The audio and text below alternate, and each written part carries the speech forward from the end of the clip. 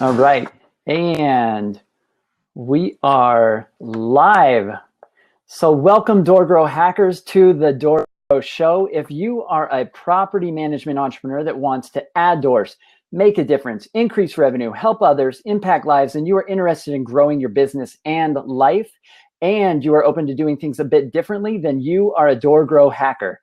DoorGrow hackers love the opportunities, daily variety, unique challenges, and freedom that property management brings. Many in real estate think you're crazy for doing it. You think they're crazy for not, because you realize that property management is the ultimate high trust gateway to real estate deals, relationships, and residual income. At DoorGrow, we are on a mission to transform property management businesses and their owners. We want to transform the industry, eliminate the BS, build awareness, change perception, expand the market, and help the best property managers win. I'm your host, property management growth hacker, Jason Hull, the founder of Open Potion, Gather Kudos, Thunder Local, and of course, DoorGrow. Now let's get into the show. All right, and I am today sitting down with Tim Francis. Tim, go ahead and introduce yourself. Good day. My name is Tim Francis, and if you need any money collected, just ask me. While I've got this raspy voice, it could do wonders for collections. Nice. So Tim's, you've got a little bit of a cold going on? Yeah, that's all. That's all, yeah. It's beautiful here in Austin, Texas. That's where I live now. I'm a Canadian. Spent my whole life up until just a few months ago living in Edmonton, Canada. And real estate investing was a part of my path at one point. I was actually a touring drummer, and we'd play shows by night. And there's nothing to do in all the small towns that we would play in on the off days. And so what I would do is I would sit and I would study creative financing and landlord strategies. And I ended up acquiring 4 houses. I had a lease option. I had a wrap finance deal. I did a joint venture deal. So all the funky, no money down stuff I actually did accomplish. And that was great until 2008 hit and I lost everything. Not quite to bankruptcy, but I hustled to negotiate my pants off as fast as I seriously could. Did lose about 100 grand. And the band met 3 sponsors, airplane, 8 cities, and we actually made it all the way to the Western Canadian Music Awards, but we broke up 20 minutes before the Western Canadian Music Awards show. Damn it. So that happened, and I was scrambling to just find a way to make some cash. And so I started promoting a business speaker who's speaking in Western Canada. And he said, well, Tim, if you really want to kick this thing up a notch, pay me $20,000 to take my elite training. So I raised another $20,000. The course ended up being one of the most useless courses I've ever taken. So I was down another 20. And the guy ended up being the leader of a pseudo Ponzi scheme. His business partner was literally convicted in court in Canada. It was in the news and everything. The trustees identified something like 96% was unrecoverable. So we're talking millions were gone. Wow. And kind of the exhaustion of working the traditional 80 to 100 hour hustle as an entrepreneur, trying to figure out something to make a few dollars, combined with the stress of just all those losses back to back to back, I developed an illness. And so it was December the 26th, 2010. I'll always remember that day. And the swelling had kind of moved through my body very, very quickly. Alarming, in fact, how quick it happened. And within a week, I couldn't stand. And within a couple of days after that, I couldn't walk. And unbeknownst to me, I developed a very rare illness called erythema nodosum. And there was no treatment for it at the time. All I could do was just bed rest. And because the swelling had gone even into my elbows, I couldn't even type. It was literally laying in a bed, staring at the ceiling day after day after day. And there was no timeline. I just had to ride it out. And it ended up, Jason, being 3 months of not being able to walk, not being able to type, not use a computer, nothing. And wow. So it was, and how old was I? In 2000 and I guess 2011, January through March is when it really hit. So I guess I would have been 26 years old. And so to go from having 4 houses and the excitement of the 2005, 6, 7 real estate, playing shows star and at the Western Canadian Music Awards, literally having to move back in with my parents. I lost almost all my property. I was able to keep my primary residence. And I always remember there was this real it really hit me one day when I had to choose between sitting on a flipped over laundry hamper in the shower to bathe myself, or I could have my mom give me a sponge bath in bed. And I just thought, wow, like here we are. So thankfully I'd taken some personal development courses in the couple of years leading up to the illness. And the topic of personal responsibility became very vibrant for me. And so when I got sick, laying in bed day after day, instead of asking, why is this happening to me? I asked the question, what have I done to create this situation? And I realized that I had been, such a great question. I realized I had been naive. I had been inexperienced. I was trying to cheat the process of becoming a true entrepreneur. I had tried to get rich and famous above and beyond everything else. And I was also Messiah making, trying to find this one guru who would save me kind of thing. Yeah. So I also realized that my John Wayne attitude of, if it's to be, it's up to me. I'm going to do this all on my own. Nobody can do it as good as me. If I need to work, I'll just #respect the grind and work harder, longer hours. You know, I was a varsity athlete also growing up. So hard work was something kind of drilled into my mind. And this John Wayne attitude had gotten me up to a certain level of success. But I knew that the brute force method would not be a sustainable long-term strategy. And that's when I really started digging in. I read for a second time the book, the E-Myth, and I came across Work the System by Sam Carpenter and a few others. And I had attempted prior to my illness, the 4-hour work week, and I had gotten an assistant from India, and I had tried Pakistan and a whole bunch of different cities around the world. And I just found that it was just a disaster. I needed somebody that could be a mini me. And that's the very first person that I needed, not someone who's a marketing expert or anything else. I needed a mini me who could be the second half of my brain. I need someone who's going to handle my scheduling for me, is going to handle my email inbox for me, all these different things, so I could focus on the big stuff.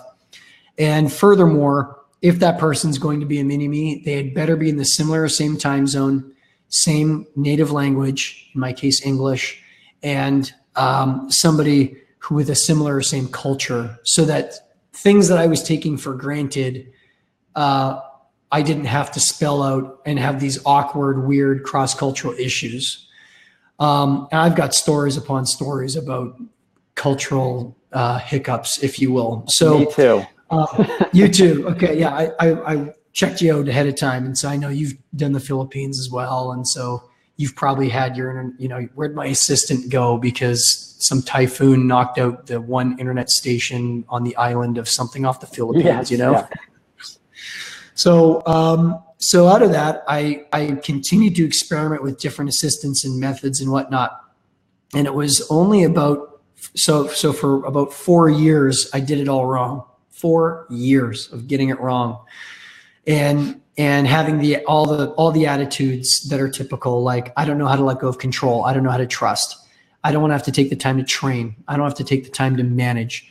I don't know where to find an assistant. I don't know what to delegate. I mean, all the super typical questions that I had, I didn't realize at the time, almost everybody has those questions. Yeah. And you know what? There's a way to get past them. I'm not the first guy to walk this planet and have these issues, right? And so, yeah, it was about 4.5 years ago that I finally just said, you know what? No more fooling around with $4 an hour in the Philippines.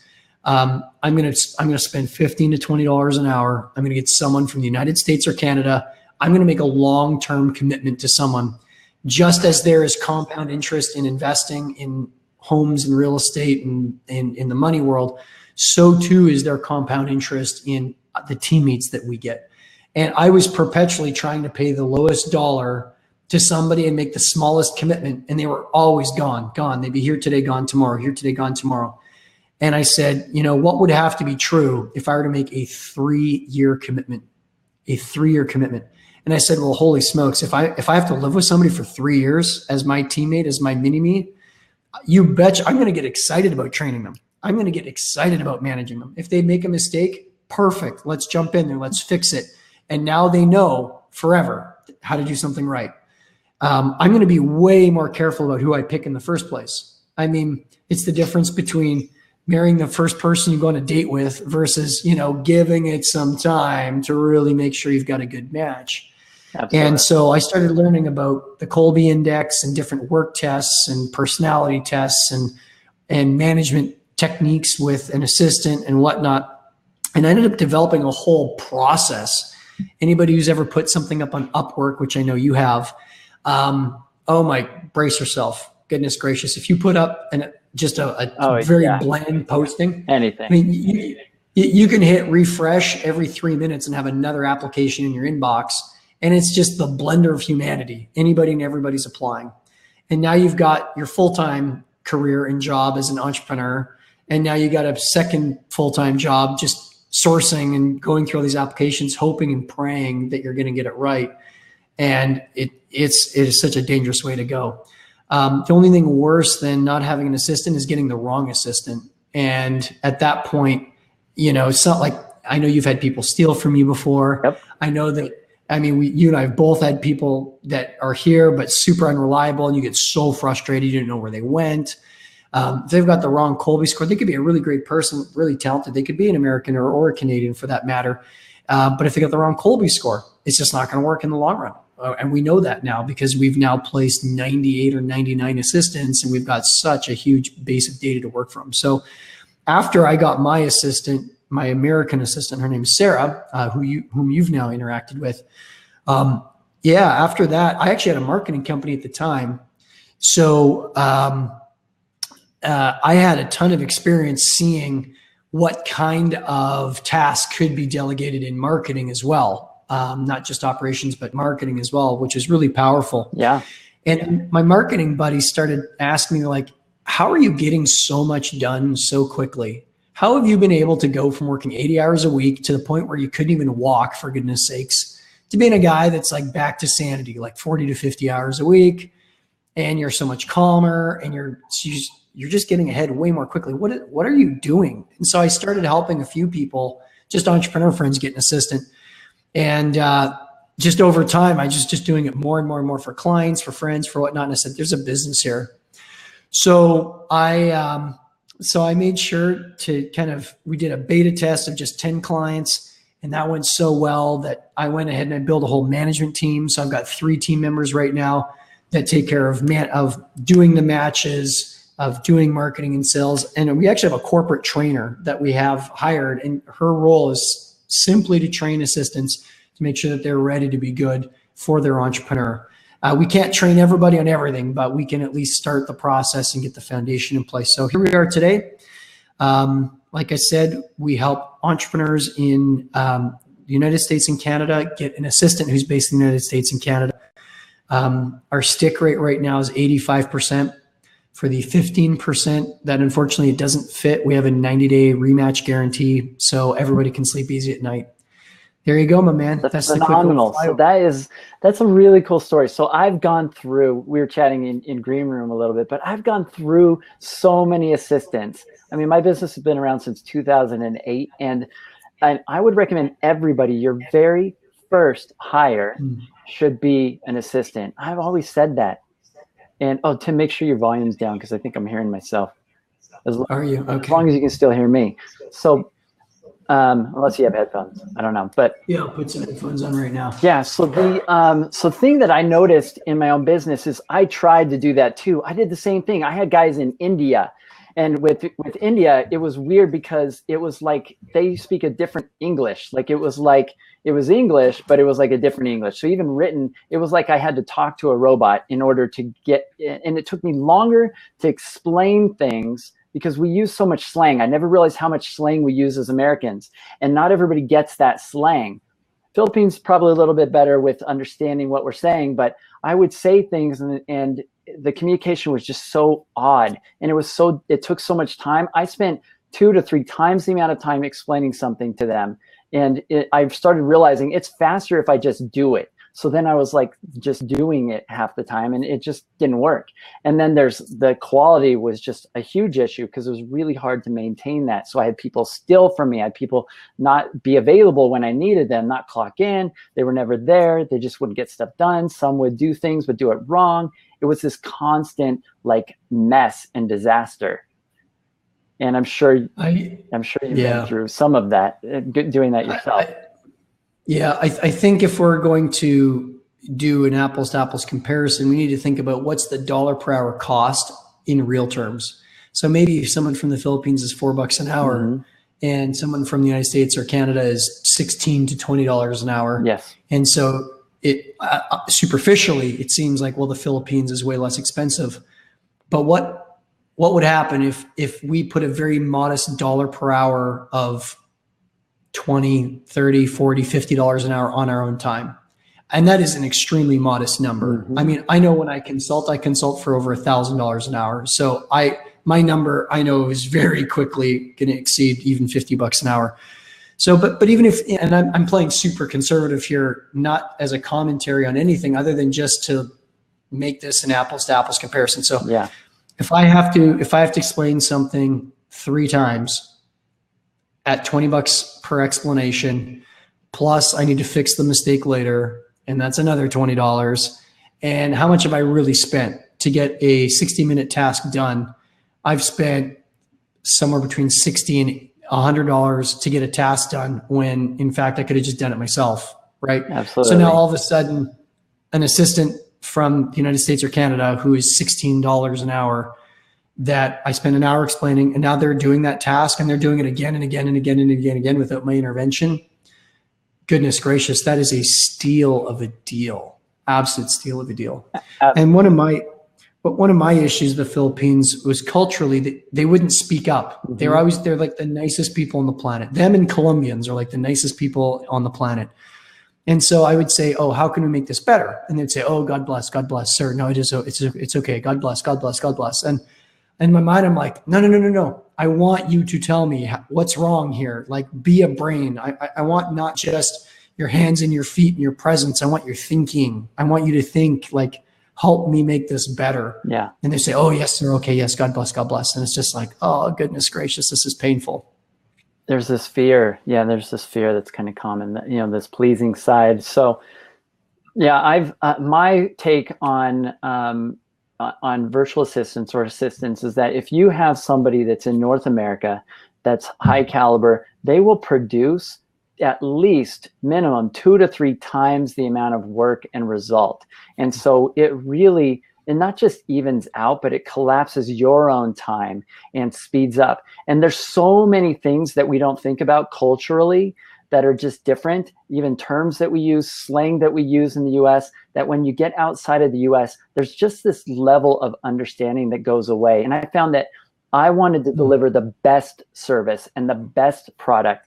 And so I wanted to make sure everybody on my team, I felt safe with them holding my customers in their hands, that I felt safe with them communicating with them, that I felt safe with what they were writing, with what they were saying over the phone. And so that was a really big deal to me. Agreed wholeheartely. So I don't think it would be fun to run an assistant company. So I love that you're doing this. I think it's great because it was so painful for me. I've had probably at least 10 personal assistants. I've had some like outright steal from me, stealing time. I've had some that didn't have the right skill sets. I've had some that just became unavailable. They just were like not there. And man, I've kissed a lot of frogs. I had one really awesome assistant that I had for like 3 years, but eventually she was so great at what she did. And she thought she was a writer when she came to me, but I saw some genius there. And I was like, I want you to be my assistant. And she was phenomenal. And eventually she grew out of that role and moved on to bigger and better things. And that was like a sad day for me. And then I tried getting another one on my own. And that was like the worst experience ever. So I had this massive contrast.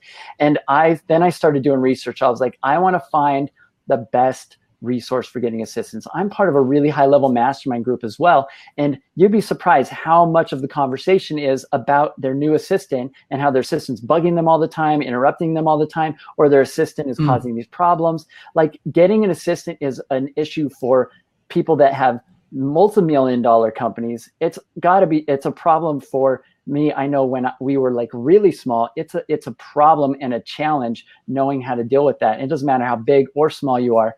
Your first team member probably should be an assistant so that you can offload some of your stuff and you can duplicate yourself and do more of what you want to accomplish. And so I did research. So I started digging, looking around. I came across that podcast interview between you and somebody, and I was like, and you were it felt like you were sharing my story and experience with dealing with difficult assistants, trying things out, failing, and then how you had figured it out. And then I heard all these great case studies and stuff, when I dug a little bit deeper about your business. And so I was like, I don't want to take the time because I don't have time anymore. Time's my scarcest resource. It's my most valuable resource. I want to give people money to get more time. That's like my dream right now, right? That's what I want to do. And so every single person on my team, it only exists so that I can have more time, because I used to do everything. I used to do the copywriting. I used to do website design. I used to do, all the phone calls. I used to do everything. Now I don't even look at my inbox anymore at all, unless my assistant tells me to do it, right? And you've been a big part of that. So I came across, Great Assistant, your company, and I was looking at you and your video made tons of sense. I was like, yes, I've experienced that. I've been through that. That makes so much sense. I want somebody that can just take this off my plate. They can do all the work of posting the jobs, figuring out what I really need, matching me up, having me take a test and all this, figuring out who would be a good fit, vetting these people, seeing if they are bright and intelligent people, seeing if they are people that would be able to connect and communicate well with me, and making sure that they understand how to take stuff off people's plate so that they're not just sitting around doing nothing, that they have this skill set and this ability to actually be a great assistant. And so I went through the process, and I think for me, it took a little bit longer because I was probably one of your most difficult clients ever. But within like a month or two, I actually hired 2 assistants from your company, and because they were both great assistants, and I saw they both had different genius that they could help me with in the business. And so now I've got this fantastic assistant that handles all my email. She does a lot of the repetitive stuff that I do on Facebook on a consistent basis. She's I every day I map out all the things that I have to do, and then I just write a B next to it to give it to her. Like, there's Brittany, and I offload and give those things to her, and I send her messages through my phone and everything. So one of the things that I was really excited about is that and some people might think it's expensive, but I mentioned in a video earlier that I made last night that I would pay 10, 20 grand if I could undo the last assistant that I had, because she probably cost me maybe 30, 40 grand in business. Wow. And so I had spent at least that much for the few months trying to figure out if she was good. And she was like hiding and padding hours and stuff. And there's this fear with a remote assistant. And it was kind of hard for me to figure out what was going on. And eventually she like hacked all my stuff, like deleted our Google Drive. She got into my Facebook account. She blocked me from my own Facebook groups. Like it was an absolute nightmare. She was like so upset. And that's when I reached out to Great Assistant, and I was like, I don't want to play Russian roulette anymore. I want somebody that has a proven process that can do this for me, and just send me good people. I will interview them, and that's it. And that was it. Like I got I got a handful of interviews. 2 of them I loved, and I ended up taking on both. And I had a fantastic experience with the company, and I didn't want to tell anybody about you until I'd kind of done that. But it's been a really great experience. Wonderful. Yeah, we are, we called the business great assistant, not mediocre assistant. Yes. So I'm glad to hear you're having a great experience. Yeah. Yeah, phenomenal. 100%. So, so one of the things I wanted to do for the listeners, because I'm passionate about this, is I set up a landing page for them. I set up a landing page you guys can get to if you go to doorgrow.com /great assistant. And if you go to doorgrow.com /great assistant, there's a landing page that kind of explains a little bit about what you'd be getting, but I have a little video there as well. And then if you fill out the form at the bottom, this will send you, Tim, a lead.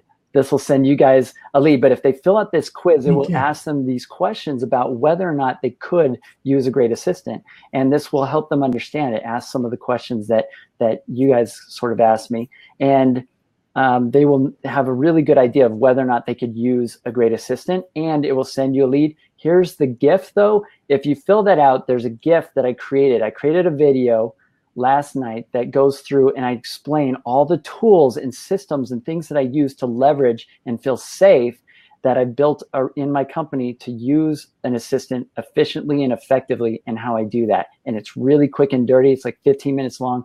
And I showcase probably 4 to 6 tools that I use in the business to really leverage and make sure that there's really great communication between my assistant and that I'm offloading a ton of stuff. That sounds very generous. I think the idea of control and trust is definitely one of the biggest questions and objections people have. We actually interviewed, we surveyed 149 entrepreneurs in the fall of 2015. We asked them this one question. We said, what is your number one biggest frustration or challenge in getting a great assistant? And I thought there'd be like a few dozen different objections. Jason, there were 6. That's it. 98.7% of respondents fell into one or many of these 6 buckets. And the number one was control and trust. And I think that anytime in business, including in property management, if we feel like we're taking an unmitigated risk, if we're taking blind risk, that feels horrible. So I think it's about how do we reduce the risk? How do we manage the risk so that we can take something that feels like trying to jump over the Grand Canyon, and how can we march the 2 edges closer so it feels like we're jumping over a pool? And how can we march that even closer together so it feels like we're stepping over the crack of a sidewalk? And I mean, you can still stub your toe on the crack of a sidewalk and fall and skin your knee, so it's not risk-free. However, there's so much that can be done to go from Grand Canyon to sidewalk. So for example, if instead of hiring your sister-in-law or the first person recommended to you through Facebook, if you expand your pool of talent to like 50 to 100 people and that's the pool you swim in, now all of a sudden our risk has just gone down because we have more reference points.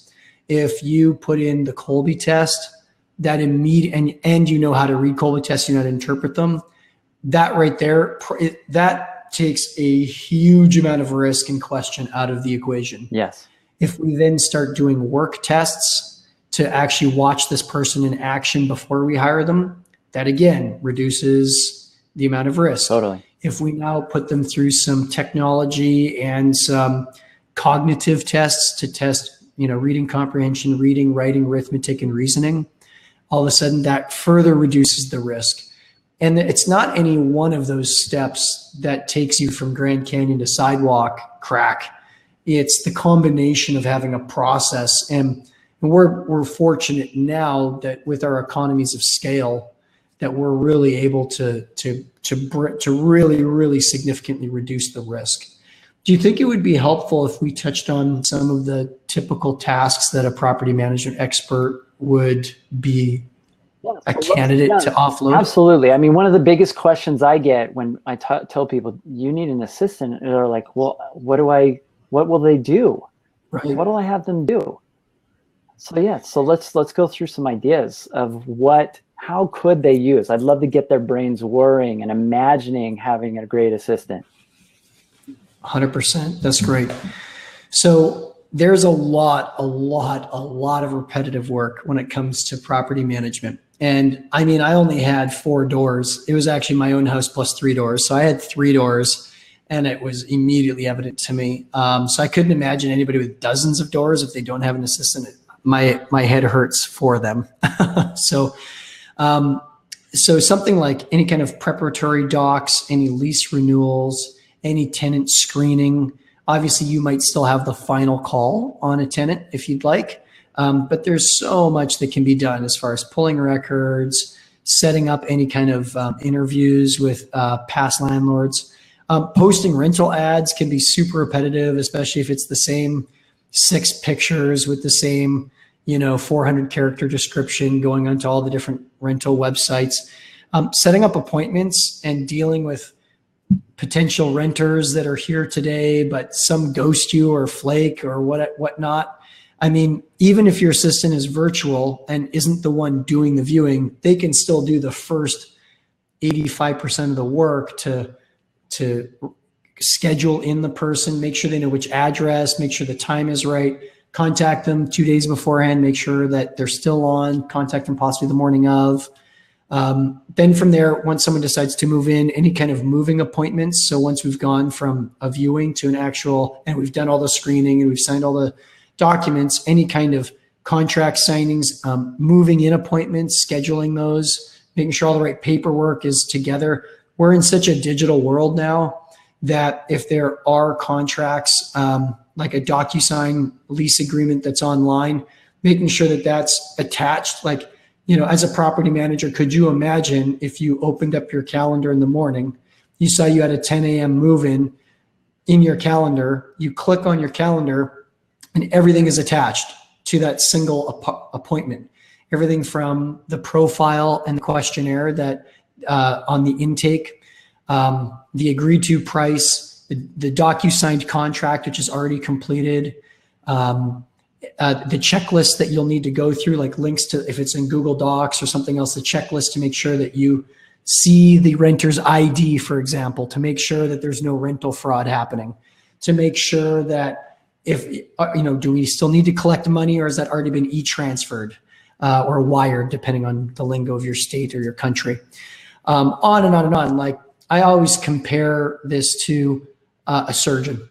So a surgeon doesn't prepare the patient. The surgeon does not prepare the operating room. The surgeon does not prepare the tools. The surgeon does not go down the hallway to get the extra blood to have on hand. The surgeon doesn't do any of that. The surgeon rolls in and does what's appropriate. At one point, maybe it was appropriate for the surgeon to be preparing tools when they were in medical school. Maybe there was another time when it was appropriate for them to grab the blood, maybe during their residency or something. But I'm telling you, once you're the surgeon, you got to roll in and just do the surgery and then leave, and then go to the next operating room and just do the surgery and then leave. And this isn't an ego play. This isn't a superiority. I'm better than this work, or this is BS work, or no. It's about appropriateness. Every single part that happens in that operating room is vital. Every pint of blood, every clean, sterile tool, every patient questionnaire, it is all vital. So it's none of it is BS work. It's just what's appropriate. And for you as the property management expert, you spent years upon years gaining your expertise. Depending on your territory, region, state, province, you might even be licensed in a certain way. There's only things that only you can do. You've probably also risked a fair bit, putting your name on the line, saying, I'm going to take care of this property for somebody else, or if it's your own property for that matter. So let's make sure that you are only doing the most appropriate work. You are the one making the final call. You are the one putting your signature on any important contracts with clients, that if there's any properties that you have to decide if you're going to take them on or not, you're making those critical decisions. So I identify that anything that is, and this is a writer downer, anything that is strategy and anything that is high level skill and or high level access. So maybe it's not hard to log on to online banking and send a transfer or receive a transfer of money. However, so it's not a skill issue, but it is an access issue. You're the only one who maybe has access, that high level access to that bank account. So anything that is high level access, high level skill, that might involve negotiating or selling or being able to assess a situation, and anything that's strategy. So we're going to go do property management for multifamily, or we're going to do just single family residential, or we're going to do up down suited properties.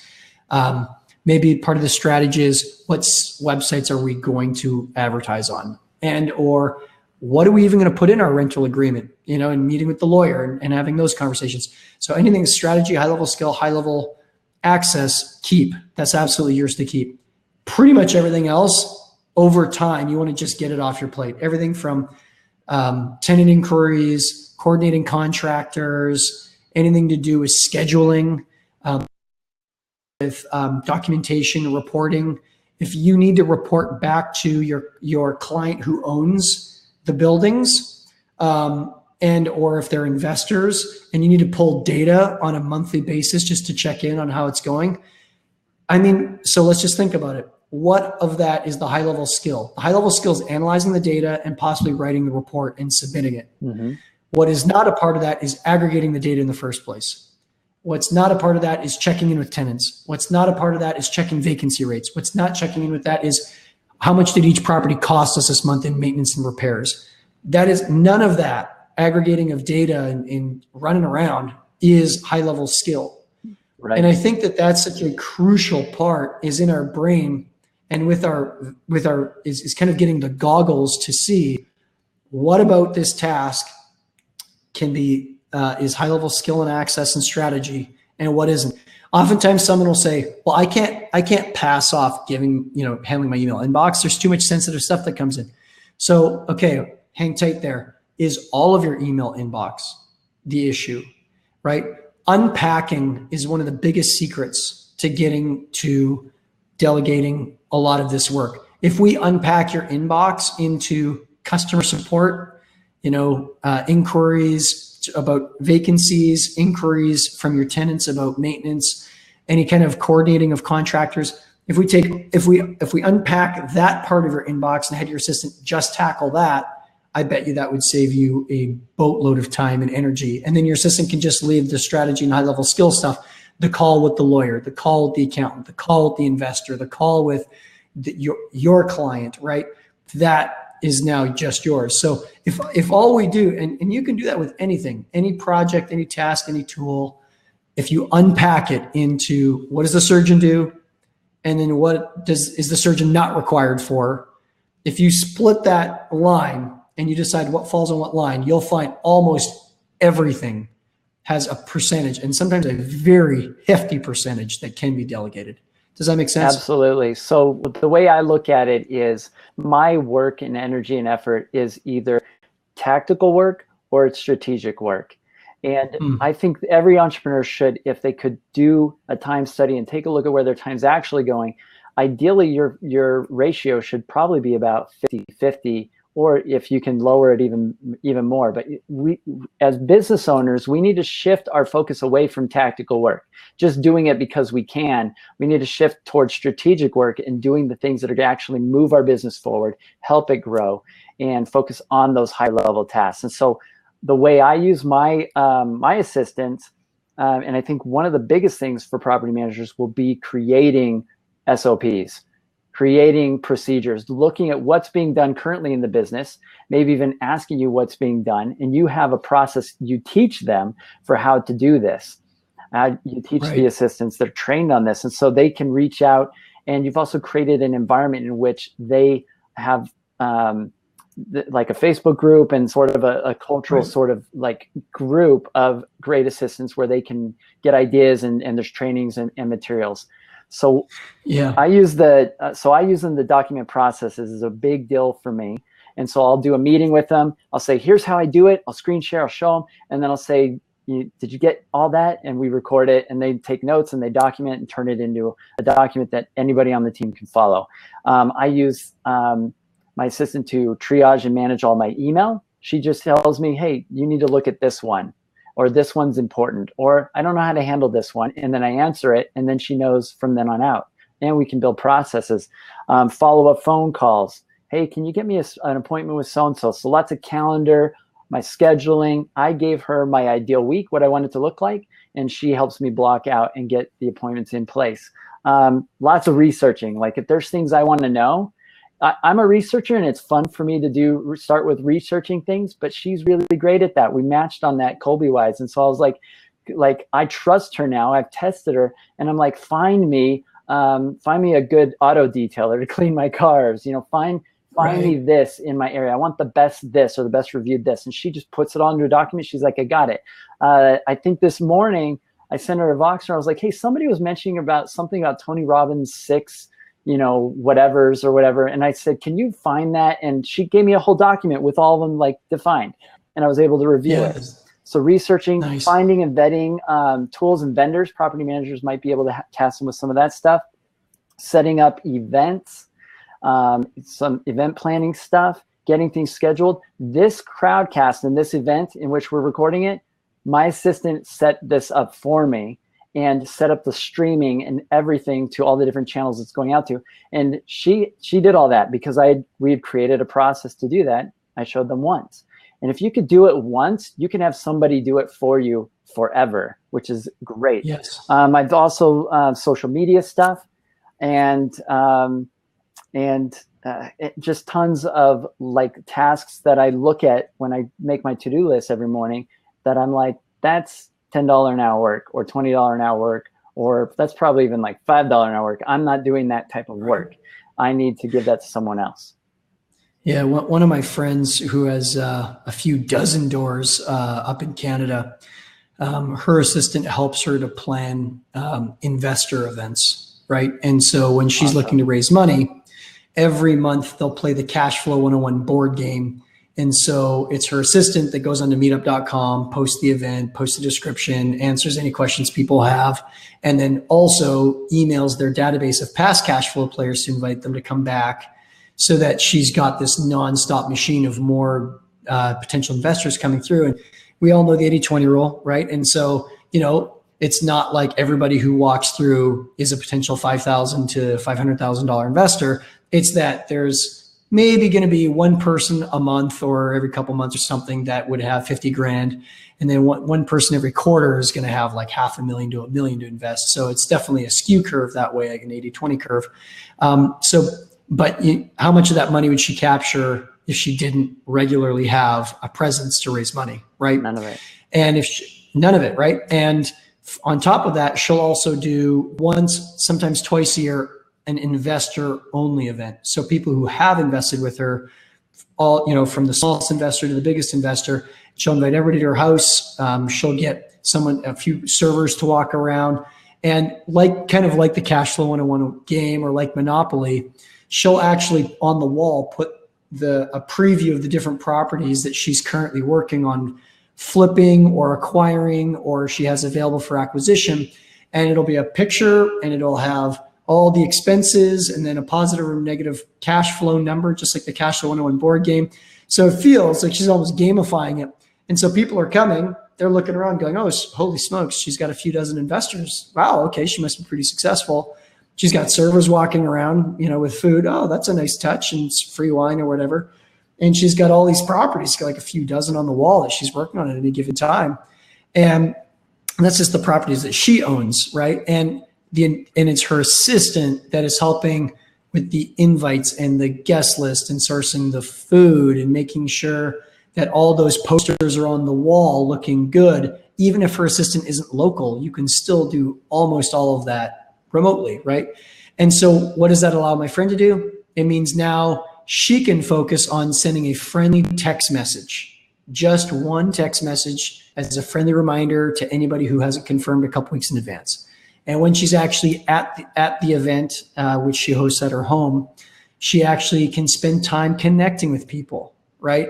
Instead of running around like trying to figure out how to get the right thing printed at the right print shop, So it just allows her, again, high-level access, high-level skill, having the investor conversations, having access to the investors, and what's the strategy, right? So she's able to map out, well, we want to invite these, all of our investors, and let's invite them all to bring a friend. Oh, interesting. Birds of a feather flock together. If you've got someone who's invested $100,000 with you, they probably know somebody else who could also invest $100,000, right? So I know I'm giving you an example. It's a little bit lateral to just pure property management. I do know that a lot of property managers, though, also have their own properties. And so, I mean, how much more money could you raise? How much more prospecting could you do to raise money for your own deals if you just had the time to go and do it, instead of running around doing maintenance requests and dealing with all the documentation for someone for a move-in and posting all your ads to the rental websites and on and on and on. Yeah. So I think there's a competitive advantage. So I've run a virtual team for the entire life of my business. And I think also I want to touch on this idea because there might also be this fear of having a virtual team member instead of having somebody right there in their office. And I want to point out what I believe is the competitive advantage or the benefit of why that's even better than having somebody in your office. So one of the biggest complaints I hear from high functioning CEOs or entrepreneurs that have assistants that are in their office, especially when onboarding, is how the assistant feels like their job is to keep asking you, what do you need? What can I help you with? What do you need to do?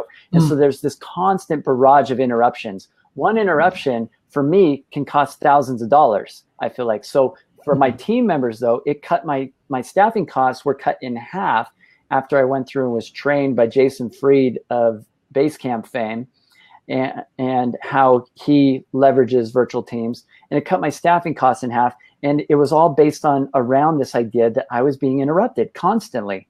And so we cut down the interruptions. My staffing costs were cut in half immediately. And so I built a culture that is around the idea of no one interrupting anybody and only reaching out to the people that are relevant. And so by having a virtual assistant instead of somebody here in my office, I'm not interrupted constantly. I've created systems in which she can reach out and communicate with me and ask questions that do not interrupt me, and I can get to them when I want to.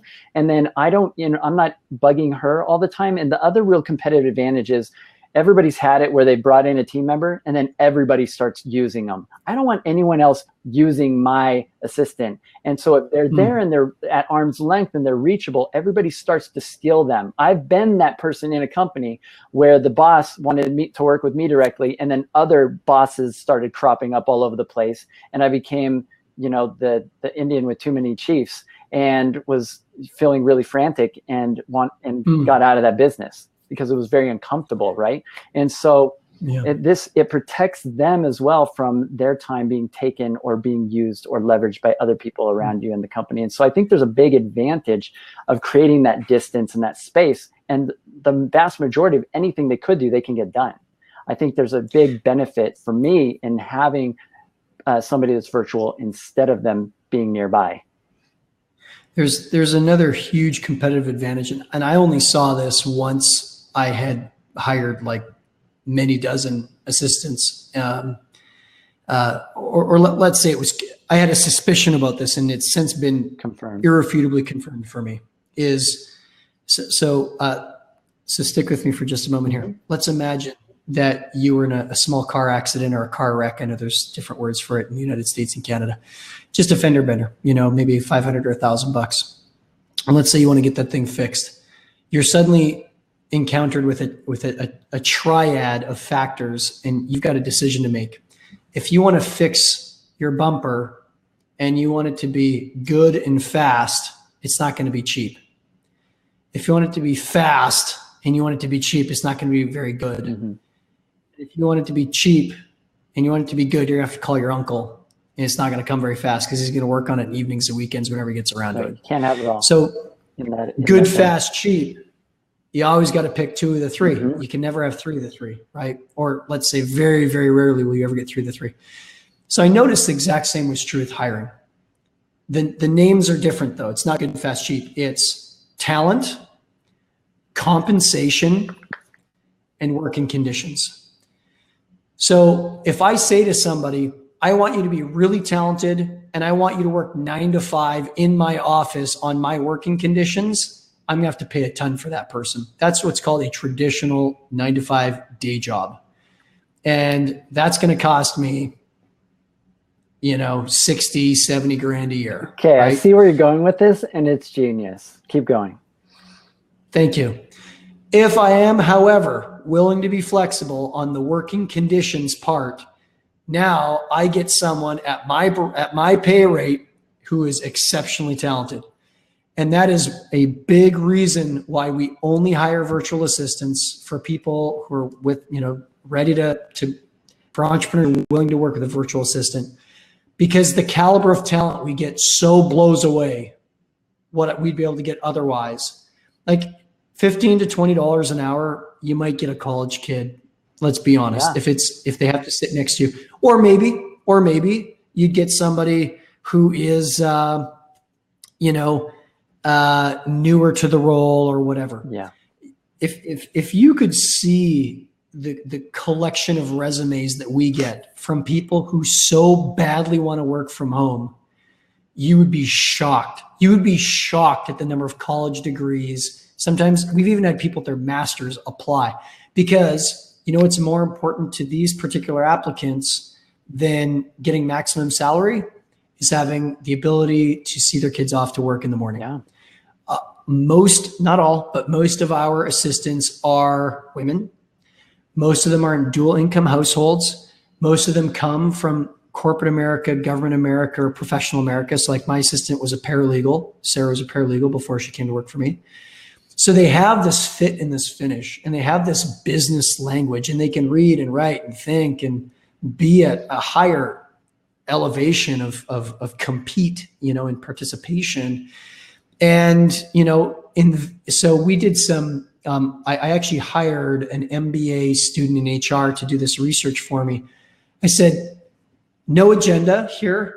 Tell me the truth. Tell me the truth of what you find. I don't want you to specifically dig up one conclusion or another. Like specifically just go objectively and do this research.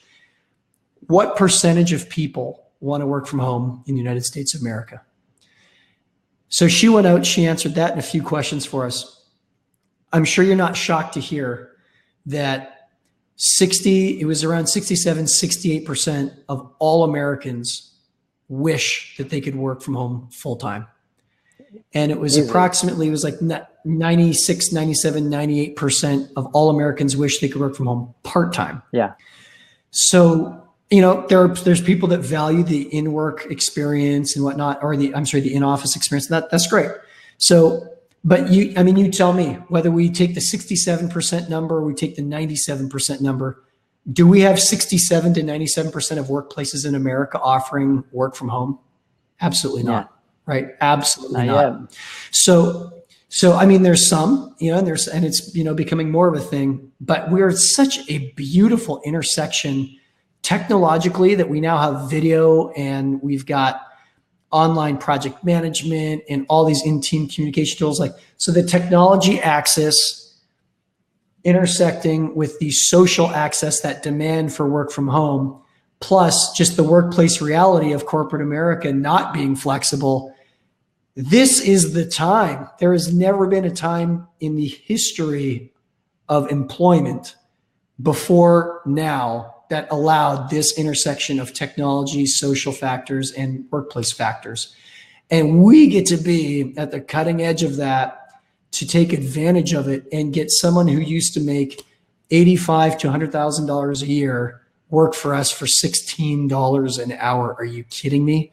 And all I have to do is be okay with them working from home flexible hours. Absolutely. And so Sarah doesn't sit by the phone 9 to 5. What she does is we're clear on what her objectives are. And as long as she answers, go and triages the inbox, once or twice a day, doesn't matter to me if she does it at 9 a.m. or 11 a.m. And it doesn't matter if it's 1 p.m. or 4 p.m., just do it twice.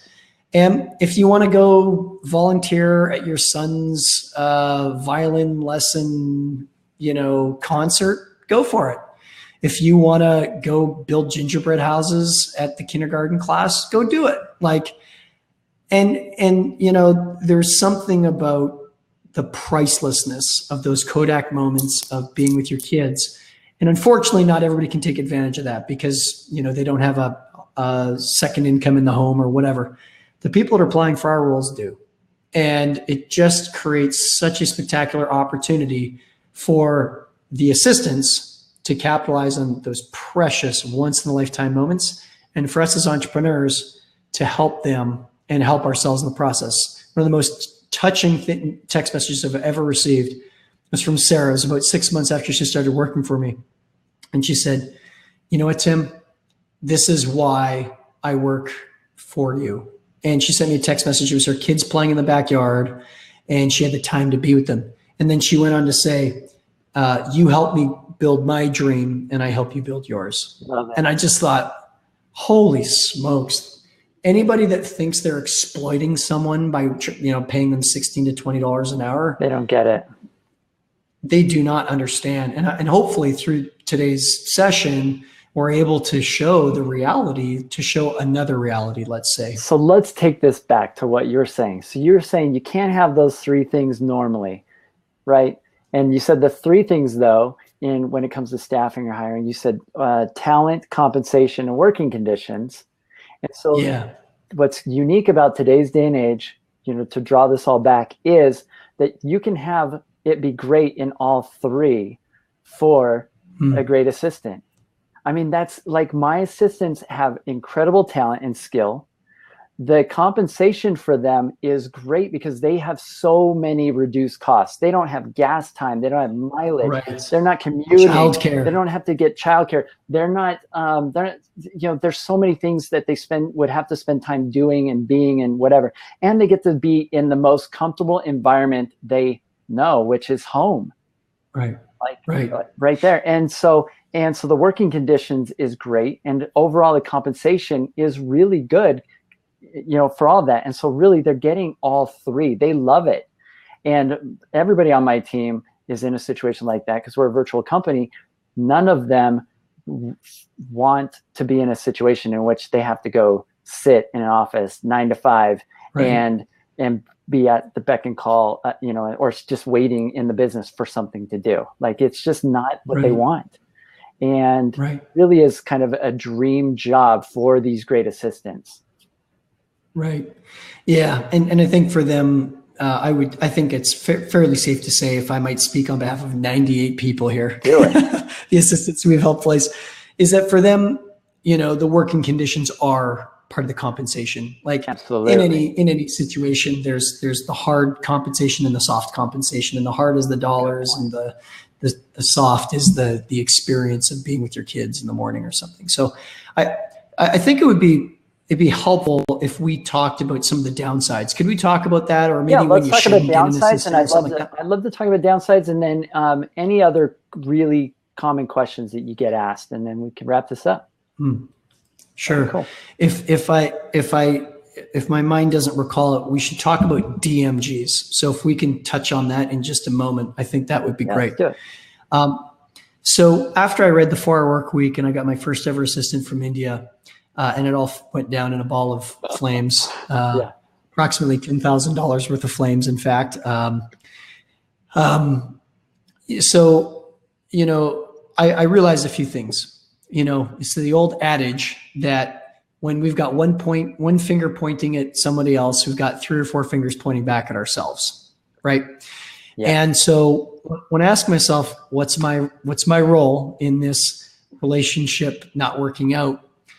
It wasn't that my first assistant was a bad person. Right. She wasn't. She was a spectacular human being. She actually had amazing British English. She sounded fantastic. There was no issues there. Yeah.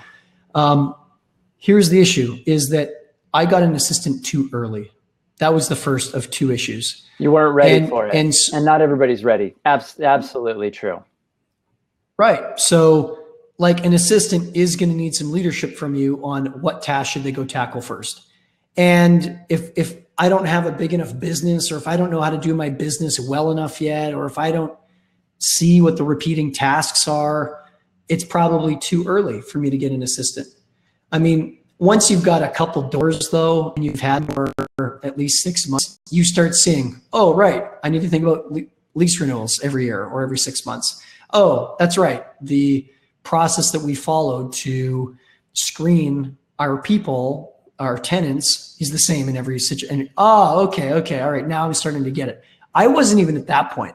I hadn't reached that point where I could see how I made money and what the repetitive tasks were.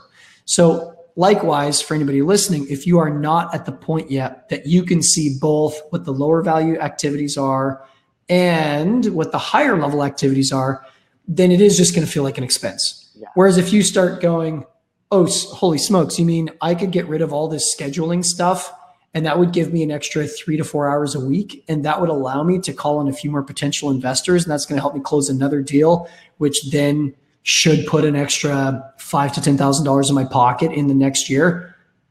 Oh my God, it's a no-brainer, right? If you can't see it though, if you can't see what the lower tasks are and what the higher tasks are, then it might be a little bit too early. So now what I would just be careful to say is being able to see the tasks. Sometimes we can say, well, geez, I'd sure love to get rid of my email inbox. We need to circle back though a little bit to what we said earlier. Sometimes we have to split a task into parts, right? So if someone says, dealing with all of our tradespeople is like, it's such a drag. It's so repetitive. It's the same tradespeople. It's the same issues. It's the same 5 issues that just come up again and again. But I just don't know if I would be able to hand that off because, I got to pay them and I don't know if I trust them. Okay, that's fine. So just split that in two. Let's take the coordination. Let's take the let's take the coordination piece and the paperwork and all the rest, and let's give that to the assistant. And you, as the entrepreneur, owner, or manager, you can hold on to actually paying the tradespeople. You can be the one who selects the tradespeople. You're the one who can tell the tradespeople the first few times what are the best faucets to use, the best toilets to use, or whatever. So just split it in two, and away we go. So I think that that's really kind of key is, challenge some assumptions, split tasks in parts. And from there, if you can see, even just in the beginning, just a few hours a week, like 5-10 hours a week, what are the higher level tasks or the lower level tasks? Now it's time to go get an assistant. Yeah, I love that. I think if you're the entrepreneur that is struggling in your business to the degree in which you view your team as some sort of servitude or slave to you, or you view them negatively in general with your team, you're also not a good fit to be part of this type of program. Like there are entrepreneurs that they think because they are paying somebody money that they can treat them terribly. And I don't resonate with those type of entrepreneurs. I don't like working with those type of entrepreneurs, and they reveal their colors pretty quickly when they talk with me. So I think if you're asking a question as an entrepreneur, why can't my team just do this? You are the problem. You're the sun at the center of this universe. And a lot of times we want to externalize that and look, and we want to blame our marketing. We want to blame the business. We want to blame our team. And if you're blaming everybody, you are not ready for an assistant. It's not going to be a good relationship.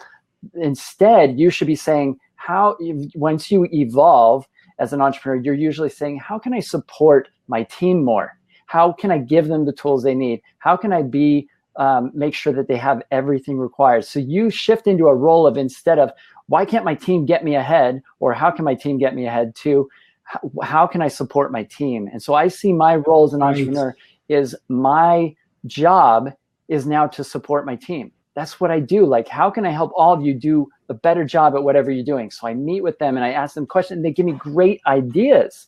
And I'm now supporting them. Oh, they're like, I need more help with this. Okay, great. Let's figure out how we can create that. I need somebody else to do this. Oh, well, we've got this person also on our team that is great at that. Let's pull them in. And so if you are the type of person that is like, I love the people that I work with, I love my team, and I could use some additional support, and I'm willing to support that person, then this would be a great sort of relationship that you could create in having a great assistant. I think one of the number one activities that entrepreneurs, it's like a light bulb that goes off, and for some it goes off and others it doesn't, unfortunately, is if we were to put all the activities that any entrepreneur does, you and I included, Jason, we would see that there's a dollar value, and it does follow an 80-20 curve, where the bottom 80%, is worth far less, and there's the top 20 that's really fantastic.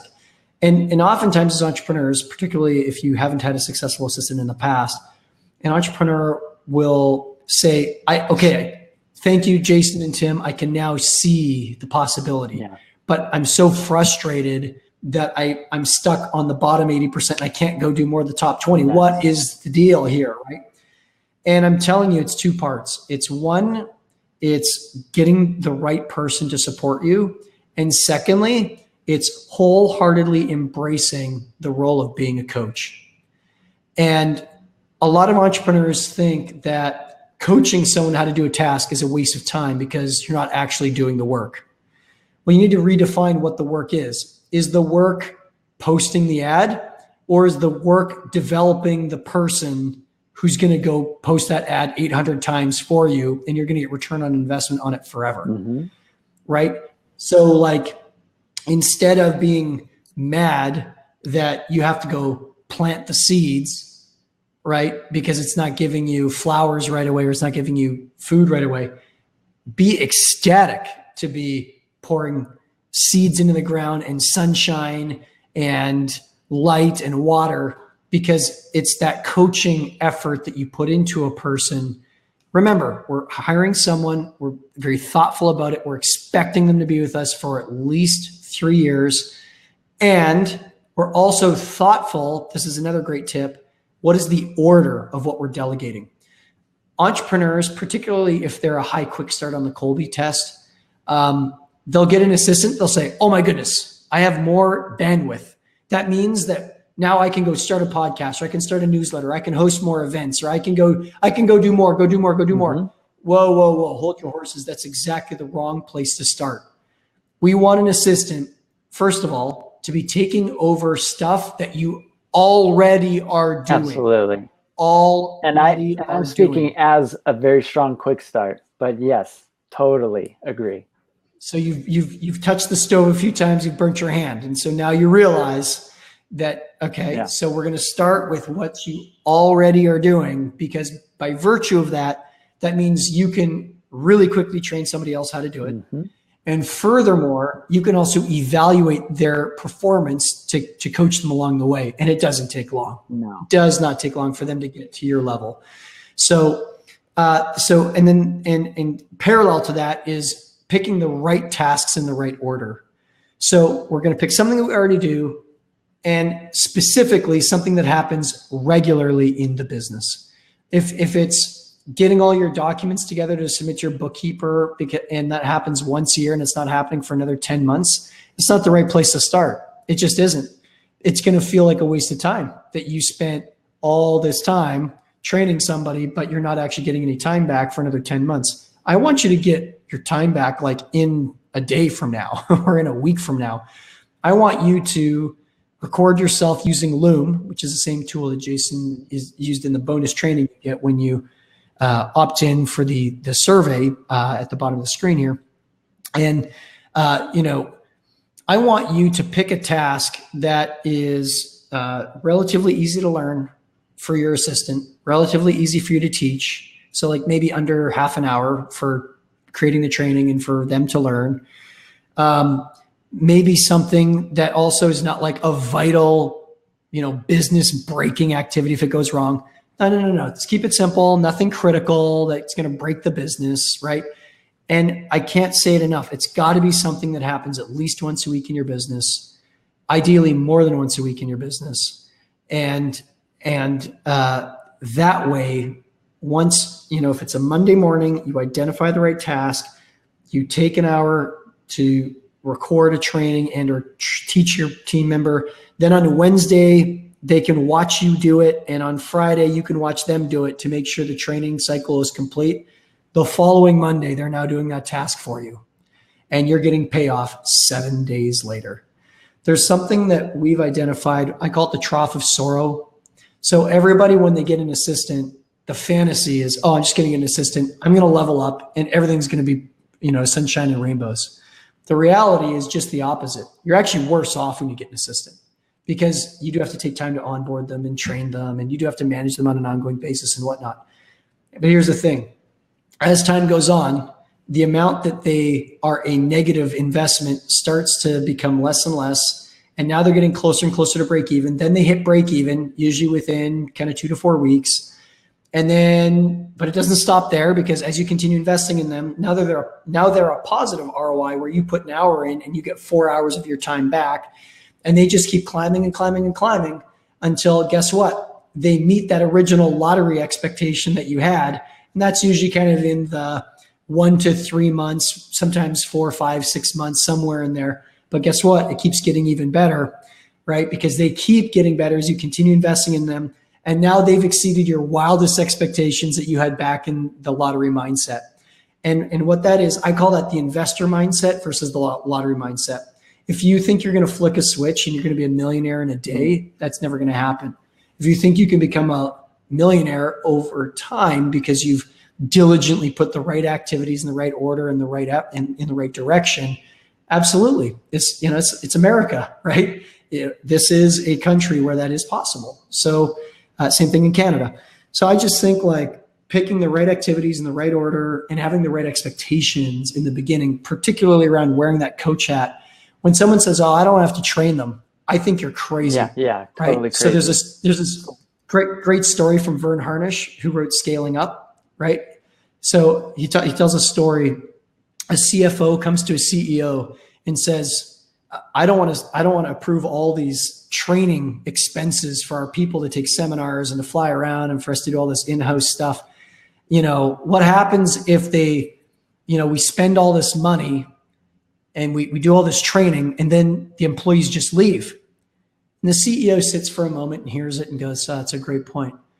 So, but what happens if we don't train them and they do stay? Now we've got a far worse problem because we've got a bunch of incompetent people on our team, right? Yeah, so or they leave just because they didn't get the support they needed. So, and the training, right. So yeah, absolutely. Everybody should view every team member they bring on as an investment. Absolutely. And it's an investment. A good team member is like a fine bottle of wine. The longer you have them, the better they get, the more critical they become to your operation. And the more you're able, the bigger the ROI and the return that you get from them. My longest running team members that have been with me the longest have gone through all kinds of ups and downs with me. They've seen how we do things. They resonate with me. We've created a culture. And so the longer you're able to maintain somebody, so don't choose into getting a great assistant if you're looking for something quick and dirty to like offload some tax to.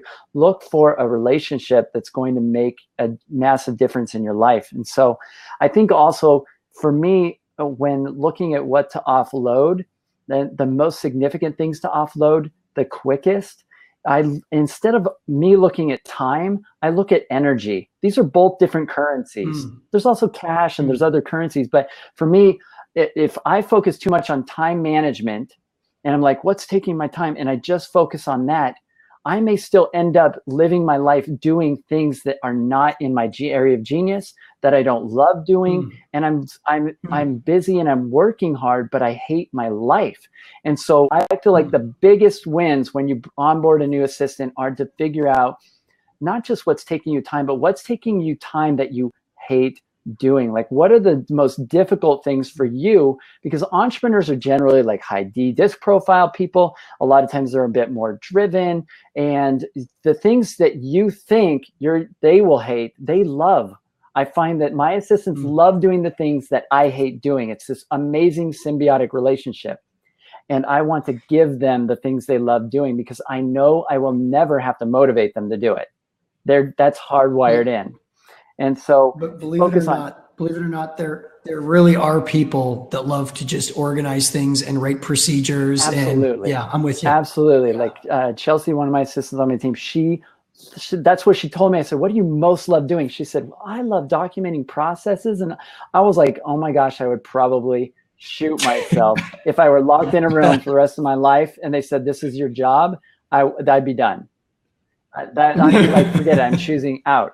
But she laughed and she said, no, well, I love that. And I'm like, that's perfect because that's great. I have a spot for you, so, but yeah, energy management versus time management. And so because here's the gift of energy. When you focus on the things that energize you or that give you life or that you love doing, as opposed to the things that do the opposite, you have more of it. And you can work longer days. You can work with more intense, mental capacity, and you feel alive and on fire. And so that's I recommend all of you get an assistant so that you can do more of what you love doing, so that you don't have burnout that is inevitable if you are doing the things that you don't enjoy doing. Yeah. And I think the word that I use is, because I want to be careful that we're not delegating things that are difficult because they're high skill. I would want to delegate things that are difficult because I procrastinate, because I hate doing them, because it's not how I'm wired. Right.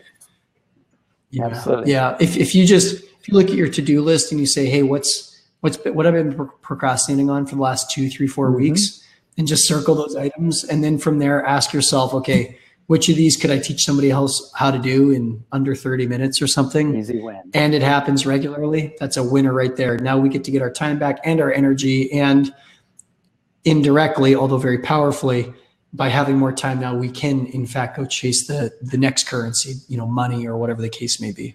Cool. Well, Tim, it's been a pleasure to connect here with you and get to know you a little bit more and have you on the show. I appreciate you sharing your story at the outset. Really inspiring to hear you move through that process. And I really appreciate what you've created. And I really appreciate, I'm grateful that I was able to find you guys and what you've done to help me in my own business. Yes. Thank you for having me. We've got a PDF also if people aren't quite ready to go through the question or whatever. Can I share that, or should we maybe link that up somewhere else? Absolutely. You're welcome to share it here. And for those listening later, we can plug it in on the page, or I'll put it into the funnel. But make sure everybody listening goes to, you can email that to me and we'll get it in place. But everybody go to doorgrow.com/great-assistant. And you can check out the details there, watch my little video, and fill out the form. And this will send an email out to your team, Tim. And then on the next screen there, I have a training, and you guys can check that out. And we may alter that funnel in the future, but I have a value add there for you guys so that you can hear some of my secrets and how I offload things to my team and the tools and systems I use.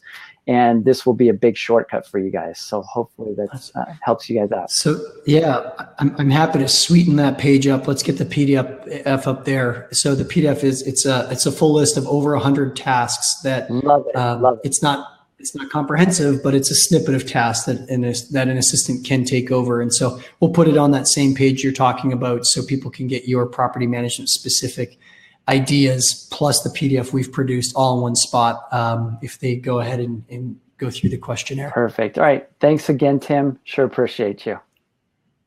Thank you so much. All right. So for those of you that are listening, make sure to check out that page. I really appreciate Tim being on. If you're not a member of our DoorGrow Club, go to doorgrowclub.com. This is the ultimate Facebook group for property managers, property management entrepreneurs. So we're only letting in property management business owners. It's a safe place for you to get ideas. People are sharing tools, vendors, technology. It really has become the go-to forum for property management for business owners. So check that out. Go to doorgrowclub.com and check out our awesome Facebook group. And I'm Jason Hull with the DoorGrow Show, and we are done. Bye, everybody.